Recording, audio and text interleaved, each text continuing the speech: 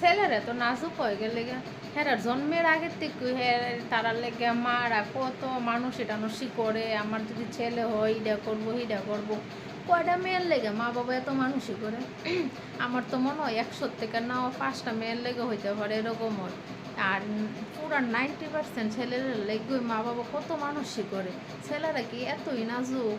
এরপরে যাক জন্মের পরে এরপর বিয়া হয়, বিয়ার পরে কিটা হয়, বউরা করে, বউরা একটার পর একটা মানসিকরণ লাগে আমার, বা এইভাবে চলন লাগে, জামাইয়ের সুস্থতার লাগে এইটা করণ লাগে হিটা করণ লাগে, কত কিছু করণ লাগে। সব কিছু নাও আর নাই কইলাম কত কিছুই তো আমরা করি, ঠিক না? এইটা ধরো না, আমরা যেমন এই শাখা সিঁদুর সুন্দর করে দিতে লাগবো, না দিলে কিন্তু আবার পরে দেখা হয় থাক, এইসব আমি আর যাই না। কিন্তু আমার কথাটা এইটাই, ছেলেরা কি এতটাই নাজুক নেই?